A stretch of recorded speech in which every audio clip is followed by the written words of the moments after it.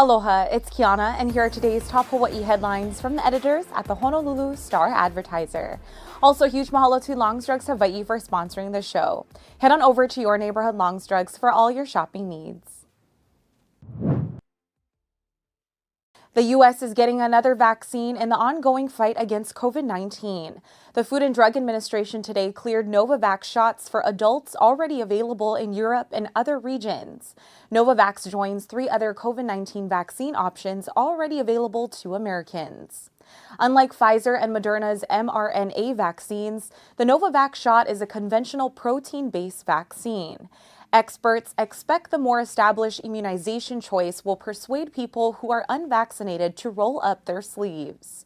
Nearly a quarter of American adults still have not received a primary vaccination. Tens of millions also need boosters that experts say are necessary for protecting against a mutating virus. The FDA authorized Novavax's initial 2-dose series for people 18 and older, and the FDA is evaluating the vaccine for children as young as 12 years old. Shots will begin after the Centers for Disease Control and Prevention issues a recommendation on how the vaccine should be used. That decision is expected next week. Hawaii's COVID-19 numbers crept up slightly this past week. The Hawaii Department of Health today reported 11 new coronavirus-related deaths and 4,464 new infections over the trailing week.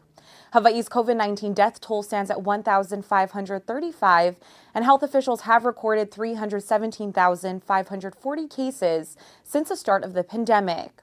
The 7-day average of new cases decreased for the 6th week in a row, with reported 558 cases today, down from 651 cases on July 6th. The average reflects new cases per day from July 2nd to 8th, which includes the 4th of July holiday weekend, when testing rates declined. The actual daily average of new cases is estimated to be 5 to 6 times higher due to unreported home test results. The state's average positivity rate also decreased, declining from 15.1% last week to 13.8% on July 11th. It was the 4th weekly drop in a row. By island, there were 2,969 new infections reported on Oahu, 519 on the Big Island, 484 on Maui, 215 on Kauai, 23 on Molokai, and 3 on Lanai. Another 251 infections were reported outside the state. Bishop Museum President and CEO Melody Ide is finalizing her resignation amid a fast-moving internal controversy. The museum's board placed Ide on paid leave late last week as it investigates workplace environment concerns raised by employees. Vice President of Operations Wesley Ka'ivi-Yoon and Planning and Project Management and General Counsel Baron Oda were also put on leave. Ide told the Star-Advertiser that she gave the museum's board of directors until 5 p.m. Tuesday to meet and discuss their concerns. The board did not respond to Ide and instead voted unanimously to continue the investigation. Ide said the conflict could impact financial support for the museum and tarnish its reputation, but the board maintains that its institution's finances are fine. Home to a large collection of Hawaiian artifacts and royal family heirlooms, Bishop Museum sees about 200,000 visitors every year and is the state's top historical, cultural, and research institution focused on Hawaii and other Pacific islands. Dozens of people are missing and more than 100 homes have been damaged by flooding in a remote area of Southwest Virginia. About 40 people are unaccounted for, but authorities have not confirmed any deaths or injuries.